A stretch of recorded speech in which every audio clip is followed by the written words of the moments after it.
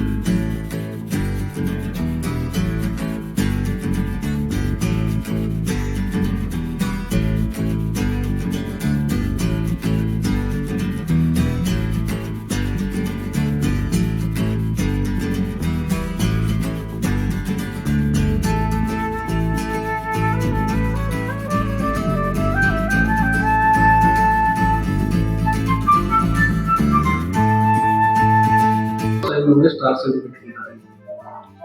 Christmas time ఎందుకు సాధ్యం?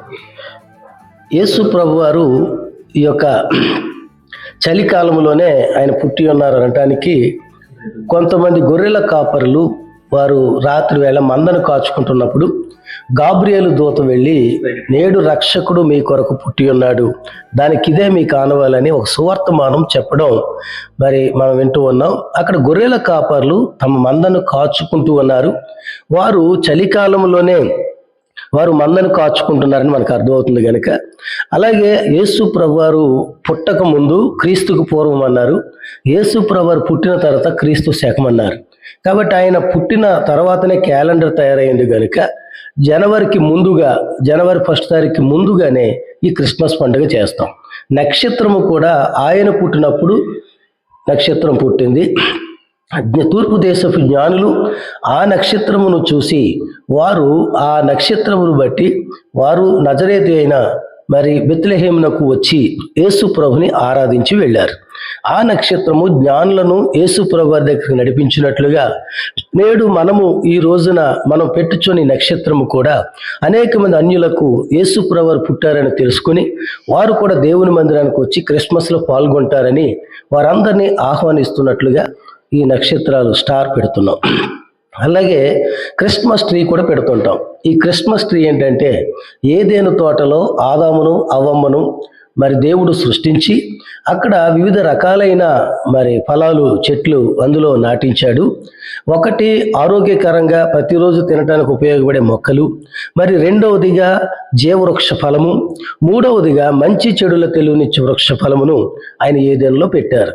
కాబట్టి ఆ యొక్క జీవవృక్ష ఫలమునకు సూచనగా మనము క్రిస్మస్ ట్రీని పెడుతున్నాం. ఈ ట్రీ దేనికి సూచనగా ఉందంటే ఇది జీవవృక్ష ఫలము. ప్రభు అయిన యేసుక్రీస్తే క్రొత్త నిబంధన ప్రకారం జీవవృక్షమని మరి అందరం కూడా భావిస్తున్నాము కనుక క్రిస్మస్ టైంలో ఆ క్రిస్మస్ ట్రీని పెడుతున్నాం. స్టార్ అనేది ఏంటంటే వెలుగునిచ్చేది. అనేక మంది చీకటి బ్రతుకుల్లో మరి వెలుగు కలగటానికి, వెలుగునివ్వటానికి యేసు ప్రభు వచ్చారు కనుక స్టార్ నక్షత్రాలను పెడుతూ ఉన్నాము. ఈ నక్షత్రము ద్వారానే జ్ఞానులు ప్రభుని ఆరాధించారు.